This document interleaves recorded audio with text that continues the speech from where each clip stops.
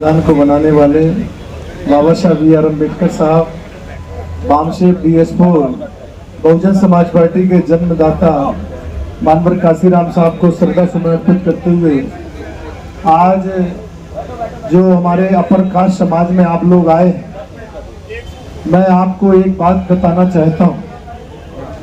बहन जी ने जब 2007 में सरकार बनाई थी, मेरी बात बड़े ध्यान से सुनना आप। जब 2007 में सरकार बनाई थी, 7 के पहले ब्राह्मण समाज के भाइयों को बुलाया और ब्राह्मण सम्मेलन भी किया था।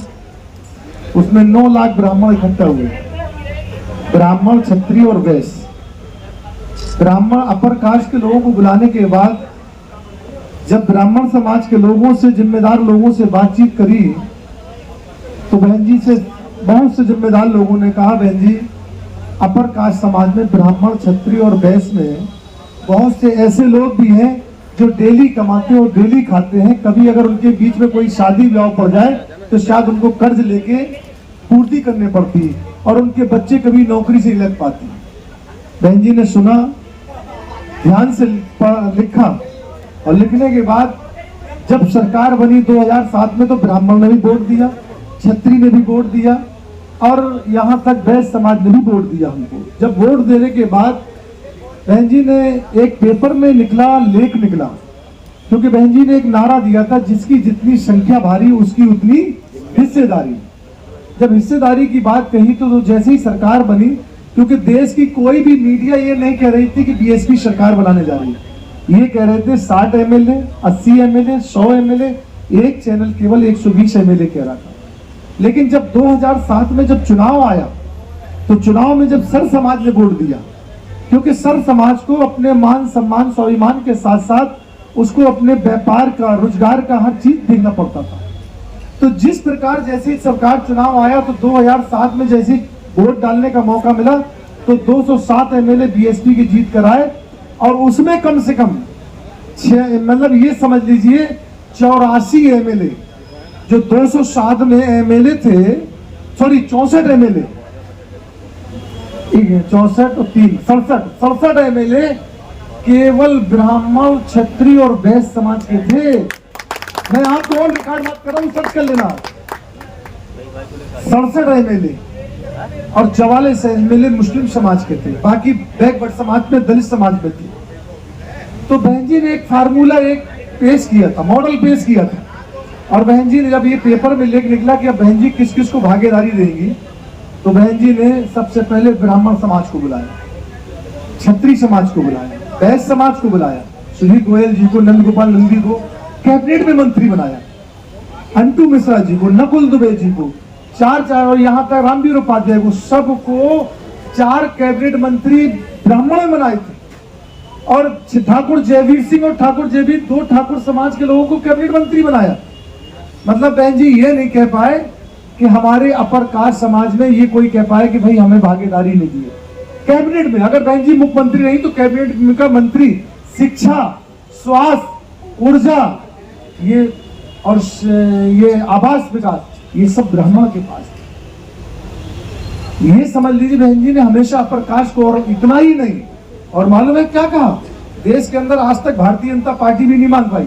बहन जी ने ठोक के कहा था कि जिस तरीके दबे कुचले मजलूम लोग हर समाज में हैं, इसी तरीके से अपर कास्ट समाज में हम उनके लिए भी 10% आरक्षण मांगना चाहते हैं और विधानसभा, विधान परिषद में उसका प्रस्ताव पारित करके भेजा था 10% का अपर कास्ट में। आप बताओ, कोई कहते हैं, एक दफे बहन जी से, मानवर साहब से पूछा कि साहब आप पत्रकारों ने कि आप तो अपर कास्ट के खिलाफ हो? नहीं।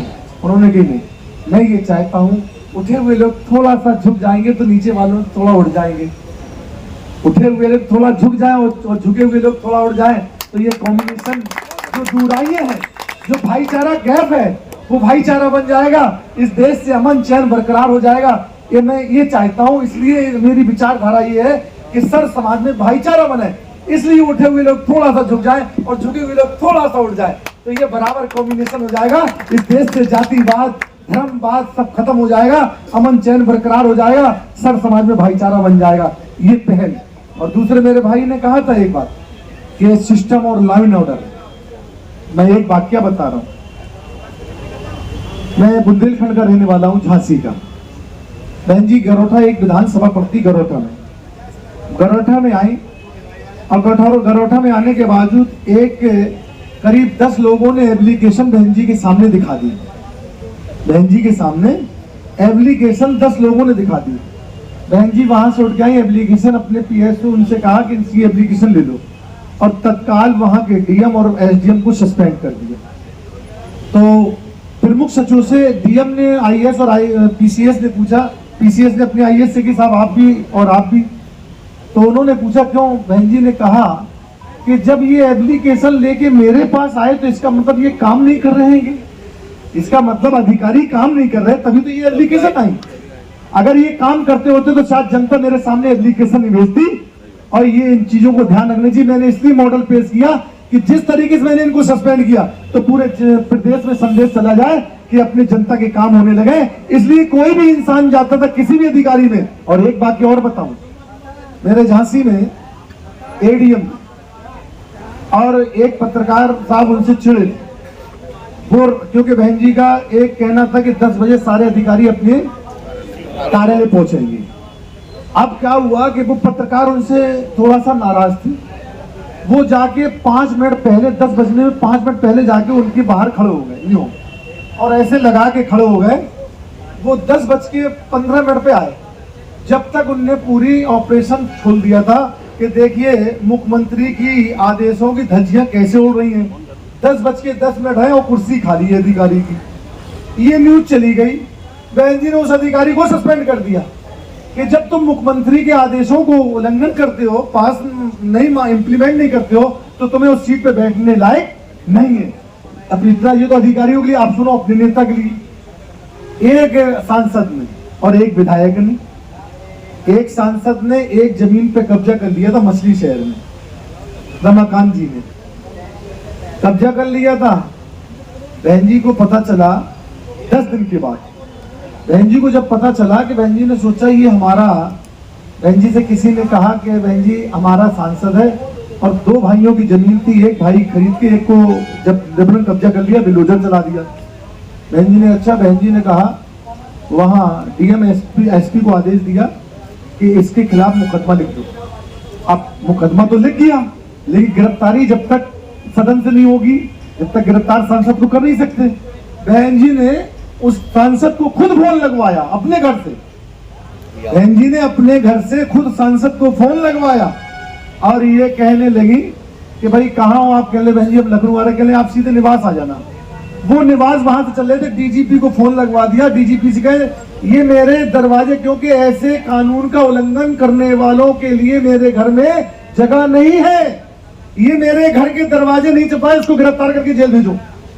अपने घर पे बुला के अपने सांसद को गिरफ्तार करके जेल भेज दिया। ऐसा लाइन ऑर्डर मेंटेन करने की क्षमता अगर किसी में है, ऐसा लाइन ऑर्डर मेंटेन करने की क्षमता किसी में है तो बहन कुमारी मायावती जी में है। ना वो अपने अधिकारियों को छोड़ती है, ना अपने विधायकों को छोड़ती। और एक वाकया मैं बात बता दूं आपको। एक विधायक हमारे औरैया के थे, बड़े गौर से बात सुनने वाली बात। एक विधायक हमारे औरैया के थे, एक इंजीनियर का उसमें मर गया, थोड़ा हाथ मारने में पीडब्ल्यूडी का। मरने के बाद बहन जी ने उस पर जब सीबीसीआईडी की जांच बैठवा दी। नहीं, पहले बहन जी ने पूछा जिला अध्यक्ष से कि भाई इसमें विधायक का कोई हाथ है? कि नहीं बहन जी कोई हाथ नहीं है। यानी अच्छा चलो कोई बात नहीं। फिर भी बहन जी ने कहा विरोधी कोई उंगली नहीं उठा पाए विपक्ष। बहन जी ने सीबीसीआईडी की जांच करा दी। सीबीसीआईडी की जांच में विधायक का हाथ निकल आया।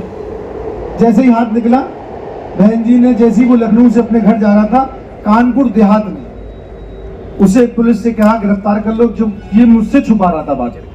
गिरफ्तार कराया और साथ में जिस जिला अध्यक्ष ने, वो समाज का था, जाटव समाज का, जिस जिला अध्यक्ष ने कहा था कि नहीं बहन जी इनका कोई हाथ नहीं है, उससे तो 302 के केस में रखे, उसको रासुका भी उसके साथ में लगा दी कि इसने जो झूठ बोला। ऐसी अगर देवी, अगर न्याय की प्रतीक, अगर कोई इस देश के अंदर लीडर है तो केवल बहन कुमारी मायावती है, ना कि उनके अंदर धर्म, जाति, मजहब कुछ नहीं है। आप बताओ जब सरकार रही, मेरे हिसाब से व्यापारी कितना खुश रहा।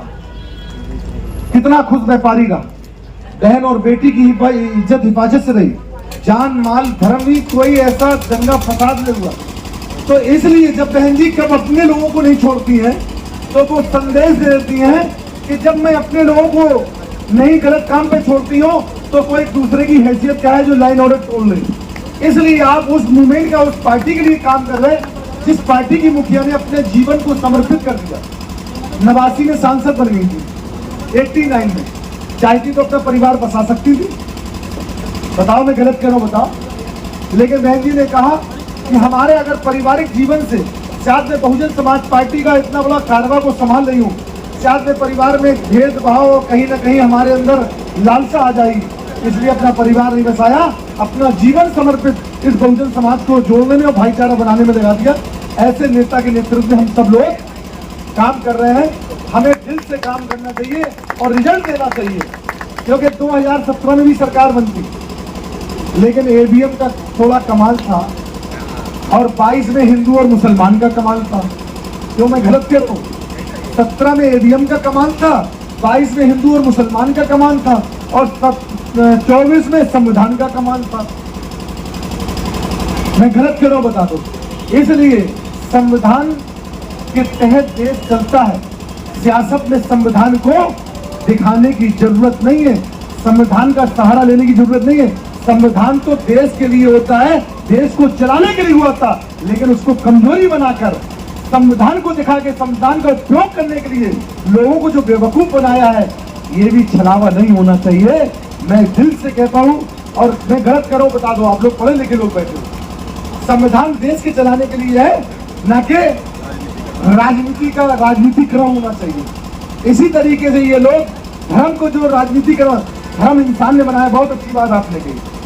जो जितने भी धर्म बने वो इंसान ने बनाए, और जब इंसान ही धर्म बनाता है तो कोई धर्म किसी को गलत करना सिखाता नहीं है। कोई भी धर्म हो, चाहे हिंदू, मुस्लिम, सिख, ईसाई, बौद्ध, पारसी, हर धर्म किसी भी धर्म को बोलो। मैंने कई धर्मों के ग्रंथों को थोड़ा बहुत सुना है, बुजुर्गों से सुना, जानकार लोगों से सुना। कोई भी धर्म ऐसा नहीं है जो किसी को, भाई से भाई को लड़ाता है, नफरत की बुनियाद फैलाता हो। हर धर्म जोड़ने पर विश्वास करता है। इसीलिए मैं आप लोगों से यही बात कहता हूँ कि जो पीएन गर्ग हैं, ये बहुत साधारण इंसान है, सादगी वाले इंसान, ये समझदार हैं, हर तरीके से व्यापारी हैं और आपके बीच के रहने वाले हैं। हमारा ये मतलब है जितने लोग यहाँ बैठे हैं, ये सब आज लोग सोच के जाएं कि हमें खुद पीएन गर्ग बनना है। पीएन गर्ग नहीं, आपके बनाने से पीएन गर्ग होंगे। अगर एमएलए आप सब बनना चाहते हैं तो आपको सबको पीएन गर्ग बनना पड़ेगा, तब आप एमएलए बना पाओगे, क्योंकि ये झूठ की बुनियाद है। ये सपा और भाजपा के लोग अभी अभी ये लोग अपनी षड्यंत्र करेंगे। ये मुसलमानों के पास जाएंगे, देखो भाजपा जीत नहीं जाए, और ये आपके पास आएंगे, देखो सपा नहीं जीत पाए, जबकि ना तो सपा कभी जीती है, यहाँ से कभी जीती है क्या? बहुजन समाज पार्टी तो 5-5, 4-4 एमएलए यहाँ से जीते। लोनी से बीएसपी जीती, मोदी नगर से बीएसपी जी की, मुरादनगर से ये बैठे हमारे विधायक जी, साहिबाबाद से हम लोग जीते हैं, शहर से हम 5 में से 5 एमएलए जीते बीएसपी। सपा तो कभी आज तक जीती नहीं है। इसलिए हमारे समाज के साथ साथ सर समाज के लोगों को, उनको ब्रेन को साफ करना है। आप सबको पीएन गर्ग बनना है। अगर आपको अपना एमएलए बनाना, एमएलए के साथ साथ आप इनको एक जीती जागती अपनी जवान बना देना। तुम सड़क पर जवान कहोगे और जिस सदन में जवान से बोलेंगे, तो जवान जो सदन में बोली जाएगी वो आपके काम को, आपकी आने वाली पीढ़ी को काम देगी। मैं इसी उम्मीद के साथ, आप लोग सब पीएन गर्ग बनने के लिए तैयार हैं? तो वही हाथ उठा के बताओ सब लोग। तो आज से आप पीएन गर्ग खुद बनिए, मेरी उम्मीद है। और बहुजन समाज पार्टी की वो नेता है, सर समाज को दिल से लगाना चाहती। मैं आपको बता रहा हूँ, बहुत सॉफ्ट है सर, जितनी कठोर है उतनी सॉफ्ट भी। उनकी मैं जितनी अगर कहूँ उतना कम है। कहते नहीं है, एक शायर का अंदाज था कि तमाम उम्र नरगिस बेनूरी पे रोती है, बड़ी मुश्किल से चमन में दीदावर पैदा होता है। ऐसा दीदावर बहन कुमारी मैत्री जी पैदा हुई है कि उनकी आज तक नजर का कोई शाही नहीं है। मैं आपसे यही कहूंगा, आप उन नेता के नेतृत्व में काम कर रहे हैं जिन्होंने अपना जीवन ही समर्पित कर दिया हम सबके लिए। तो मैं आपसे यही गुजारिश के साथ कहूँगा कि अगला जो सम्मेलन होगा वो कम से कम 500 लोगों का होना चाहिए। उसकी डेट हम आपसे ले लेंगे, अभी लिखेंगे। आप लोग डेट मेरे हिसाब से 5 तारीख, इसमें क्योंकि 11 तारीख का चुनाव है, 5 तारीख की वीरेंद्र भाई किसकी है? 11 बजे की जाट गुजर यादव समाज की है। तो इस अपर कास्ट समाज की भी हम लोग 5 तारीख को बड़ा सम्मेलन करेंगे पीएनगर के लिए। अगर दलित भी वोट मांगे तो पीएनगर के लिए, अगर बैकवर्ड भी वोट मांगे तो पीएनगर के लिए, अगर सर्व समाज के लोग वोट मांगे तो पीएनगर के लिए। तभी तो हमारी ये जिम्मेदारी, तभी तो अच्छी खूबसूरती होगी। अगर जब सर्व समाज के लोग वोट देंगे तो वो गुलदस्ता बनेगा। एक फूल से कोई माली बनता है? अच्छा बताओ, अगर असली माली जो होता है वो हर किस्म के फल और फूल अपने बाग में लगाता है कि कोई भी राहगीर भी निकले तो उसको खुशबू से हमारे बाग में घुस जाए और हमारे बाग की तारीफ करके चले जाए, वो भी एसपी लेगी। वो हम लोग बनाना चाहते हैं, उस बाग को बनाना चाहते हैं कि इस बाग में हर किस्म के फल और फूल हो, जिसमें खुशबू भी लेके जाए, खा के भी जाए, दुआ भी दे के जाए। तो दुआ किसको मिलती है? जो असली माली होता है। तो माली का रूप आप लोग काम करेंगे, मुझे यही उम्मीद है। क्यों मैं गलत कह रहा हूँ बताओ? तो मैं इसी उम्मीद के साथ अपनी बात को यहीं से खत्म करते हैं। जय भीम, जय भारत, खुदा हाफिज।